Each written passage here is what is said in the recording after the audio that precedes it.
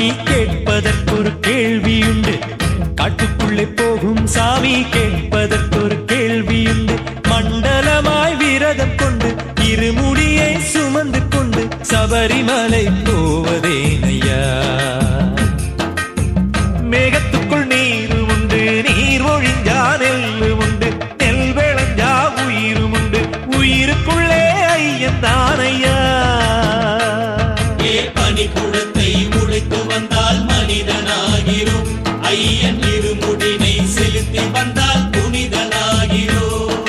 பனிக்குடத்தை உடைத்து வந்தால் மனிதனாகிறோம், ஐயன் இருமுடினை செலுத்தி வந்தால் புனிதனாகிறோம்.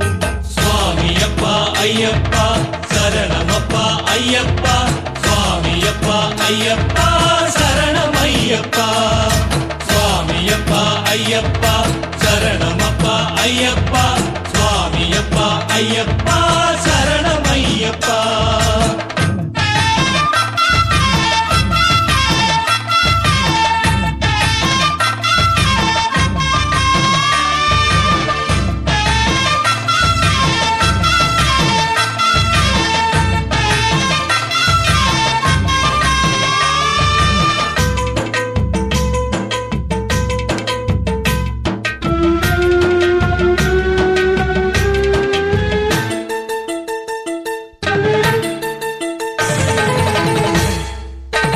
யானை அடிப்பாதையிலே யானை பெருங்கூட்டம் தும்பிக்கையை ஆட்டும், யானை பிளரல் கணபதி ஓங்காரமாகும். கார்த்திகையில் கானகத்தில் எங்கும் பனிமூட்டம் புலி நடமாட்டம், புலிகளின் உருமலும் புது சங்கீதமாகும். பறவைகள் ஒன்றாகும் சரணாலயம், சபரிமலை ஐயன்மார் கூடும் கருணாலயம்.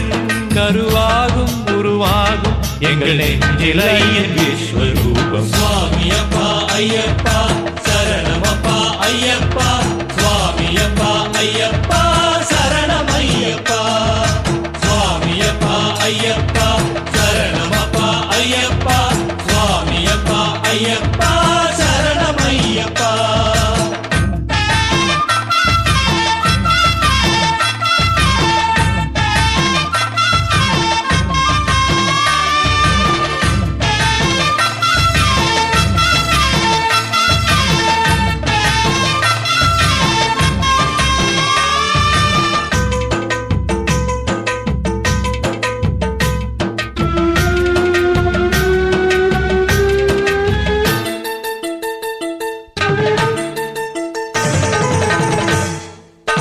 பம்பை நதி தாண்டி வந்தால் நீலிமலை என்று மதில் தடுமாற்றம், ஐயன் திருநாமம் சொன்னால் வழி எளிதாகும்.